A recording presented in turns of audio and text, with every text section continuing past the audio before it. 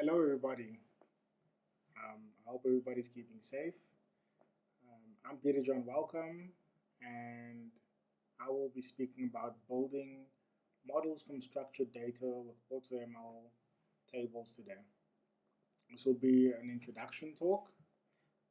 If you would like to get hold of me, I'm on Twitter at PJ Apples, and yeah, let's get into this. So, just a little bit about me. I'm the mobile engineering lead at DVT. I'm also a Google developer expert for Firebase. So if you have any questions on Firebase, definitely hit me up on Twitter. The tech stacks that I follow or I interact with on a daily basis is Android, iOS, Firebase. My choice of cloud is Google Cloud, and every now and then I get to play around with machine learning. And yeah, that's what this talk is about. Something random. About me is that I really enjoy photography, so that's a picture of mine.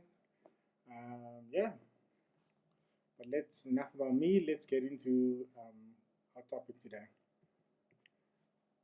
So before we speak about machine learning or AutoML tables, I'd like to look at structured data and unstructured data and what the difference is between the two. So when we're speaking about structured data, we're talking about quantitative data, data that's easy for us to follow. It's very consistent data in terms of the fields, generally in some kind of column form. It's easily searchable, has similar relationships to relational databases or spreadsheets. And some of the examples of structured data that you'd find, well, in terms of data types, would be like dates, names, addresses, coordinates, money, and this will generally be in some kind of column form um, that we'll find when looking at structured data itself. When we talk about unstructured data, we talk about qualitative data, stuff that's more inconsistent. It's harder for us to analyze or process unstructured data. This is generally with our normal tools that we might find when looking at data. This is generally maybe in some kind of SQL, NoSQL database, because those are not really the same as relational databases. They're normally known as non-relational databases. But other kinds of structured data are text, audio, images, videos, etc. And these are generally the types of data that we find ourselves using in machine learning a lot these days, but not really always looking at structured data itself. So this is just an illustration that I found to kind of illustrate what structured and unstructured data looks like, um, where everything is kind of very structured, I guess, in the structured data, in rows and columns, very consistent. Types would be the same, um, data types would be the same, and we will kind of like be able to see what's actually happening in there. Whereas with unstructured data, it's kind of all over the place, overlapping each other.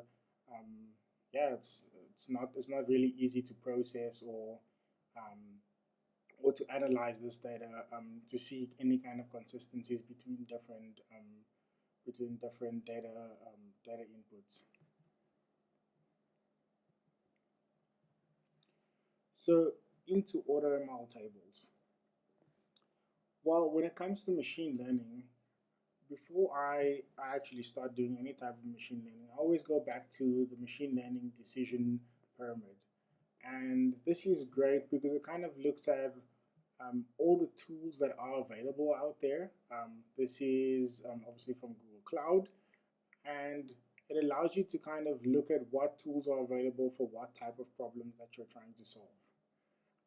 At the top are tools like ML APIs with pre-trained models that will kind of give you the ability to do anything that is quite common out there, like um, deciding if something is a cat or a dog.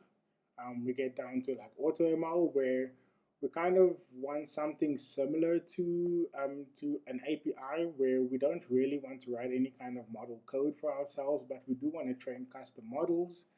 Um, and then from there, we go all the way down to where we actually using some kind of ML frameworks, all the way at the bottom, writing our own code with frameworks such as TensorFlow, PyTorch, etc. And obviously, Google Cloud provides you the ability to do any of these type of ML structures based on your experience. Myself, I'm more of an application developer, so I'm just trying to look at ways to add ML capabilities to my applications, may it be Android, iOS applications, or any kind of like backend services, or maybe a website. So generally, most of the time I look at the top two because I'm trying to not write a lot of ML code, but sometimes I do want to get custom models, and that's why we'll be looking at AutoML today. So when it comes to machine learning itself, I always also think about after we have decided, hey, what tools I'm thinking of using. We kind of need to define the problem that we're trying to solve here. So I have two example problems over here, and we'll kind of look at them in different types of structures. So we have a retail customer history problem. So this states I'm a retail company working with customer data, and I would like to predict how much money a customer will be spending this month, for example, or I would like to predict what kind of products they are interested in. So this is could be a real world application for any kind of retail customers out there. Something that I thought of was to do with conference abstracts. So I like submitting conference abstracts, and sometimes you get your stuff rejected, and sometimes you get accepted. Um, and it's kind of, I thought maybe a cool machine learning model could be to check if you're based on what the conference has previously accepted in terms of talks. Maybe you could um, you could create a machine learning model that actually shows you well what kind of talks were accepted and what were rejected. Um, and yeah, you could actually predict that with some kind of machine learning data. So in those two problems that I've defined, I did some drawing. So I put things into some structured data columns. So this looks like a schema. Sorry for the bad drawings. But as you can see, for the retail customer, it has some kind of IDs for the purchase that a customer made, the dates. It has the brands of maybe clothing or purchases that the person might have purchased. The type. So do they purchase shoes? Do they purchase pants, t-shirts, and then obviously the price. And what we can do here is we could actually, for this specific data set, we could look at both of our problems that we wanted to look at, and we could see what kind of models we could create with that. So we could create a classification model looking at what type of brands the user would like, and pretty much give predictions on um, what kind of brands this person, well, what kind of brands of specific clothing or whatever this person might want to buy. And we could actually then, if it's like new stock that they might be getting in, they could obviously then show that specific person. This could also then maybe be used for people, new customers. So generally new customers, you won't have any real data on them. They might do one purchase, and then from there you could actually predict other items that they might want based on that one purchase that they've made. So we could create a classification model based on that. We could create a regression model based on the user spending. So the user normally buys about 10 items or something per month, and they spend about 1,500. You could kind of like predict that this person's going to spend that amount of money again in terms of a specific month spending or over time. And this could actually help you forecast how much money you might be making from a specific user.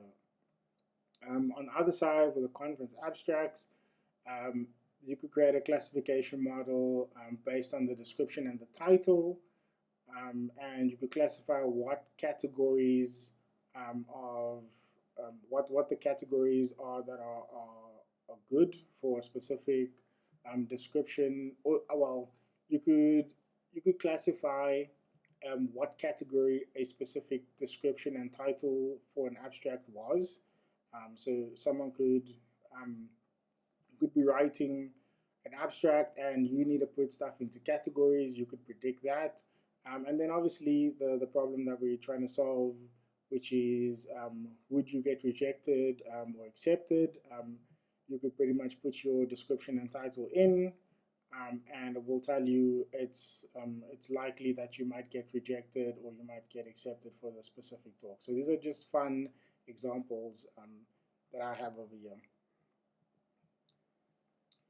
So we are looking at the AutoML. We're looking at the AutoML suite of products just because there are no pre-trained models at the moment that do any of this for us. We would like to create a custom model, but we also don't want to write any code. Some of these classification problems that I've mentioned in the previous slide could maybe be done with AutoML natural language, but that normally takes in just some kind of text and some kind of target, and it doesn't really allow us to do multi-class classification. So we have multiple classes in our structured data, and so this is where AutoML Tables would be a better product. This product is in beta, so it could change from today's talk, but at this point, AutoML Tables is going to be our best solution for what we're trying to do over here. Cool. So a little bit about AutoML Tables. So AutoML Tables allows us to build and deploy machine learning models at speed and scale. It's very easy to pretty much start up with AutoML Tables. I'll go through how we do that in a few in a small demo. AutoML Table does support 3 types of models, so binary classification. So if you're looking for some kind of model that's going to tell you yes or no, should I buy this specific item, yes or no, then that could be something that you could predict. Do you have multiple classes? So multi-class meaning that you have multiple features that for the specific model in order for you to predict something. So in my example that I'll give when we do the demo, we'll look at a multi-class classification model. And then also it allows us to do regression models. And all 3 of this will be auto-detected based on what your target is and how many features you have in your model itself when building it. AutoML Tables also allows us to generate RESTful APIs so we can access the model externally, which is great. And then with online prediction, and then it also allows us to extract the model itself so that we can test it locally in a Docker container. So just going through the process of AutoML. So what AutoML does is that it splits our data into 3 categories. So training, validation, and testing. This is quite cool because previously using other AutoML products, you would need to kind of separate this data by yourself. And well, separating the training and the validation data and then having testing data to test later, AutoML does this for you. So you just give it all the data and it will split it for you.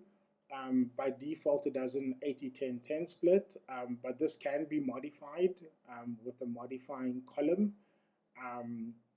that you can put in your data set, which is great. If you have, sometimes it might even say that you don't have a category for every single item that you're trying to predict for. So then you might have to do this manually. That's what happened to me. So I'll take you through that. You must have at least a minimum of 1,000 rows, which is fair. I did try doing this with like some data that I didn't have a lot of data for it, and from there I ended up having to obviously receive more data in order to meet the minimum requirement over here. There's also the ability to choose optimization objectives, and there's a whole list of these that you can choose from. Generally, AutoML will just choose one for you based on whatever the data you've given it and whatever your target would be. So in terms of after we've actually trained our model, the evaluation that we can do of our model is we'll get a precision and recall graph, which is really, really cool. We can see our confusion matrix to see if we get any we can see our true positives and true negatives, and false positives and false negatives. We get an interactive threshold score to see, which pretty much determines our confidence level that the model will need to use when predicting. And obviously that would obviously give us that would change the accuracy for the confusion matrix.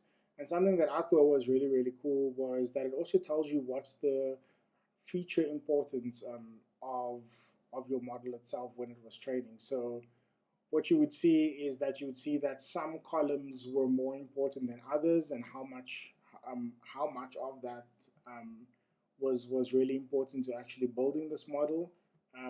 This is quite cool because generally in terms of when you're using stuff like AutoML or kind of using pre-trained models, you kind of don't really know what importance what features were really important in getting your model to a certain point.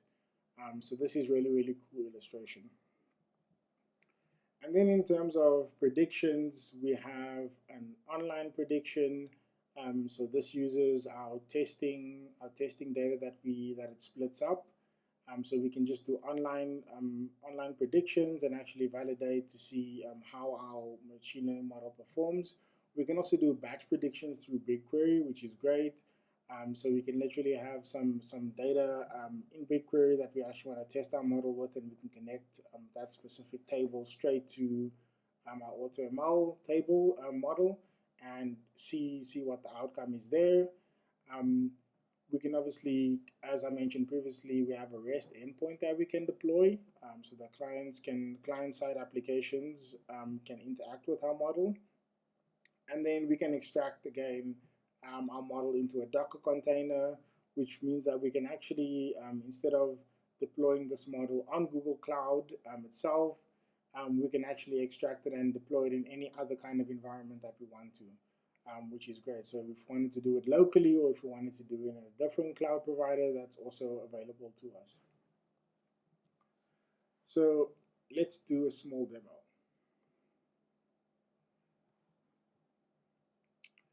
So starting off over here, this is some of my training data. So what I've done over here is I have taken the example of our conference abstracts, and I kind of just found a whole bunch of conferences online where I looked at what kind of conference data there is. So the title, which is the name, and then the description, which is the abstract over here, and then I added some categories into it. So what you'll see here is that it will just have the categories of Agile. There's a whole bunch of data science ones, and new tech. And what I'm planning to do with this is I want to predict what kind of category my specific abstract will be. So this will be my data over here. So this is a supervised learning service, so we obviously need to give it our data, and we'll pretty much use this data to try and predict what kind of model we'll get out in the end. Cool, so this is AutoML Tables. If you just go to the website, We can click on go to console, and this will pretty much open up the console.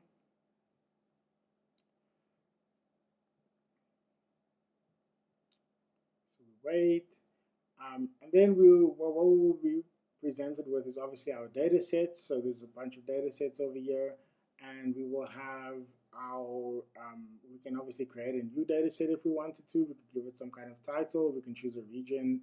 I already have some data sets over here that I will show you.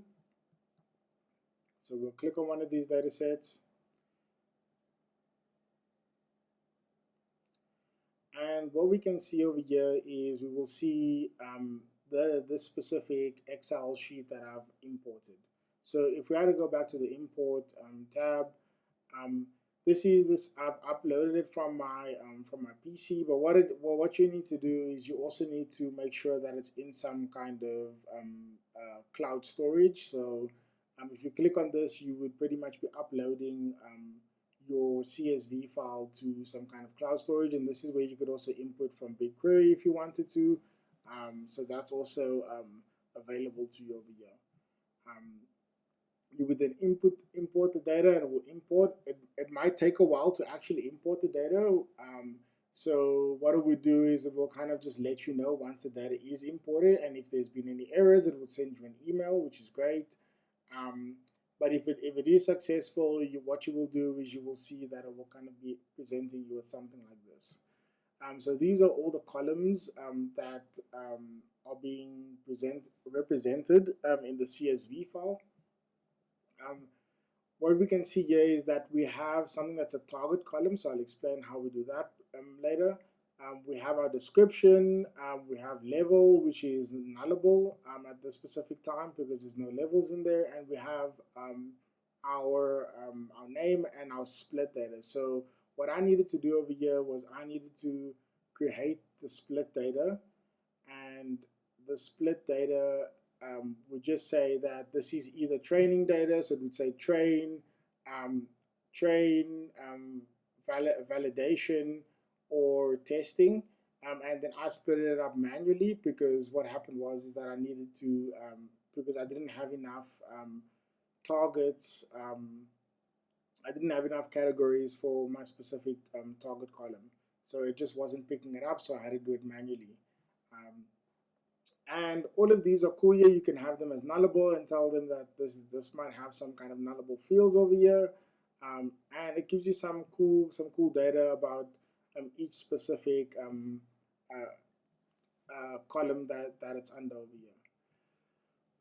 Our target column is going to be the column that we actually want to predict on. So what we want out at the end. So if I'm going to be putting in a title and a description, I would want a specific target column. So what kind of categories would it actually predict? So would it be a Kotlin talk? Would it be a machine learning talk? That's what I would love to see here. At the end, that's the prediction. And over here is where we can add specific things. So we can go and edit our parameters. So we can say we either want to do a automatic split of our data, or we want to do a manual. So that's what I've done, and I said, and I've obviously chosen my column where it actually picked it up. And then yeah, it has some time weights, some weight column. And yeah, so those are extra parameters. And then once we go here, we can say we want to train our model. So obviously we give our model a name, whatever we want it to do. We need to give it a training budget. So generally in the documentation, they tell you in terms of pricing how much this would cost you. So you get 8 node hours, no, 6 node hours for free. And then after that, you would have to pay for any kind of training that you would want to do. They generally recommend, based on how big your data set is, how many hours you might need to train to get some good data out of it. So generally what I would do is I'd probably say 1 because I just have about 1,500 rows over here. What you can do is you can actually then select the columns that you need. So I wouldn't want to select levels because I don't have any data in there. And that would obviously that would obviously be cool, so that I can only use this. So you can actually say, even if you have like a whole bunch of data, you can actually remove the columns that you don't want the model to be trained on.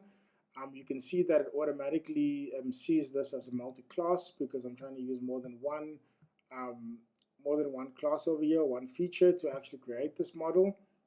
If we click on advanced, um, what I normally do is I also say early stop. So it gets the optimization objective for me. You can choose these yourself, but I think it just depends on your data set itself. It's obviously chosen log loss for me. Um, and Early stop is quite cool. So once it feels that, once AutoML Tables detects that it can't improve your model anymore, it will actually stop and will refund you the money for the training that you've done. So once you say how many node hours you're using, it will kind of give you a budget, and it will train on that specific budget. And once you click train, this will then go and train a model for you, which is great. And you can kind of sit back, and then it will send you an email once the model is trained, once the model training is done. Once the model training is done, you will kind of be met with something like this. So what you will see over here is that you will see your model itself, and you can actually go and look at the details. This is the target, the two features over there, the testing rows, optimization, and it gives you kind of the status. So this model is not deployed at this specific time, so we'll deploy it. So we'll go and evaluate this. So we'll go to the evaluation tab, and what's nice about this is that it kind of gives you a full um, like show of data on what your model is actually, what's actually happening within your model. So you will see over here that we have our interactive threshold in terms of our confidence, so we can move this, and what we will see is once we drop this, we'll be able to see over here that our true positive rate obviously decreases because, well, yeah, it decreases because we want to make sure that anything that we predict, don't give me any kind of predictions under 86%, or confidence level under 86%. This is how many true positives it can actually give me at a 98% prediction rate, accuracy rate, which is really, really cool. So this is obviously a very small model itself, just because the model, I haven't given it that much data. 1,500 rows is not a lot. Generally, it will be 10,000 rows or something like that. But my favorite feature over here is obviously seeing the feature importance. So we can see that description actually, in terms of training this model, the description was 94% important, and then we had our 5% over here that made up the specific model. So I mean, having the title did make a difference, but it didn't make as much of a difference as the description over here, which is really, really cool. And we can kind of go and filter this through all of our specific um, labels itself, so we can see what this looks like and stuff like that, if we had to give it some kind of well, what it might predict for specific labels and stuff like that. So this is quite interesting data that you can look at over here. It obviously shows us that these are the two feature columns that we have, and then from there, what we can do is that we can also see the training cost over here. So you can see that this didn't actually take the full nodes hours, because I put 1 in there. It only did 1.6, which is cool. So I didn't have to wait the whole node hour in order to spend all that money. It would obviously cost me a lot less to actually train the specific model, because it wasn't seeing any kind of improvements. And then what we can do is we can go to the testing and use tab over here. And what we will see, we actually have 3 options. So we can do batch predictions, we can do online, and we can export our model. This over here we can obviously do either through we can do it through BigQuery, or we can do it through a CSV file that we can give it a whole bunch of testing data, and it will actually give us a whole bunch of stuff back. And then we can tell it where we actually want it to show us the results itself. If we want to put it back in a CSV file, or if we want to put it back in BigQuery, we can do online predictions. So online prediction over here, we kind of just take something from our testing data where that it's split up, and it will actually it will use some of that data over here to actually give us some kind of prediction. Um, and then what we can obviously do is we can export it into some kind of Docker container over here. So it will just be a TensorFlow model inside the Docker container, and we can actually use this locally. So this is really cool. So what I'm going to do over here is I'm going to deploy this model, and it's going to cost me some money, and we'll come back and we will look at this specific model being, we will test this model and we'll predict this model itself and see what it gives us based on this data.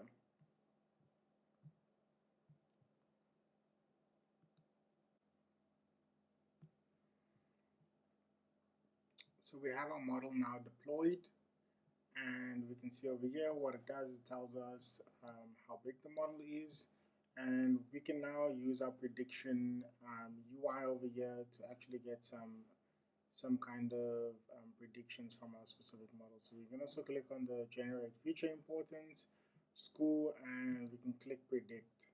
And what it will do is we'll use this specific data over here, which is our two required fields, and it will kind of tell us what it thinks it is. And we can see over here with 99% confidence, it feels that this specific abstract is a business analyst abstract. It tells us what the feature importance is. And what we can do is we can pretty much plug anything we want to in here, giving it a title and giving it some kind of abstract itself, and hopefully it then predicts this for us.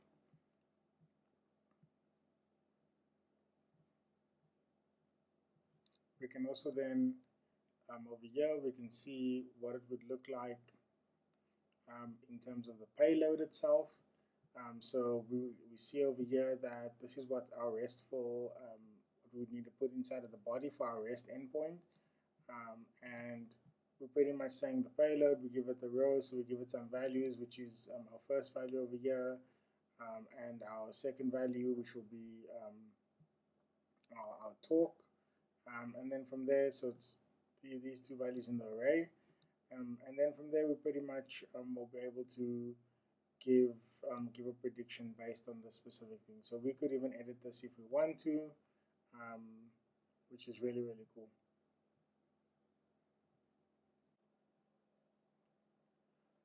Okay, so back to the slides. So just some observations that I made from our AutoML tables is that it's really, really easy to set up models and train models here, which is great because for an application developer like myself, this is really, really cool.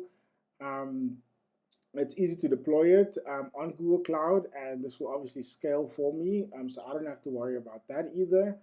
Um, the models though are really, really big. So what I found is that the models were around like 200 megabytes just for that small model that I was trying to train with 1,000 columns. That's really, really large. I've used some other tools that kind of do something very similar to AutoML tables and gotten models with the same training data to be around 3 or 4 megs. This was obviously optimized for mobile, but it just showed that the model was quite big, so I'm not really sure why it needed to be that big. But yeah, there was no way to extract specifically the model itself to just give me a TF model, so a TensorFlow model or a TensorFlow Lite model. So because I would love to be able to use this model offline in some kind of mobile application. So extracting the model to TensorFlow Lite would be great, but we're only getting the option of extracting to a Docker container and then being able to use it that way. It can be really, really expensive to train models. So if you just go and look at the pricing plan, it can get really, really crazy depending on how many node hours you need. I think it might be around like $19 per node hour to try it. You need to just check that. And it's also quite expensive to deploy our models itself. So deployment of these models are charged per hour. and it's a few US cents. But the thing is, every hour obviously counts of it being up. So you having it up could end up being quite a few dollars. Just having it up every for 24 hours. Literally every single day if needed to actually utilize this model. So it can get quite expensive very quickly. So yeah, you kind of just have to take that into account. And yeah, so just some references for AutoML tables. They have some amazing documentation explaining every single part of it. So I found it a breeze to use this product because the documentation was really good. And then they have a really a broad catalog of YouTube videos from different conferences like Google I/O and Cloud Next, where some of the developer advocates have spoken about AutoML tables and its uses. So you can definitely check those out. And I encourage you to go out there and actually try this product itself. It's a really great product, and it's helped me enable machine learning capabilities within my application. So thank you.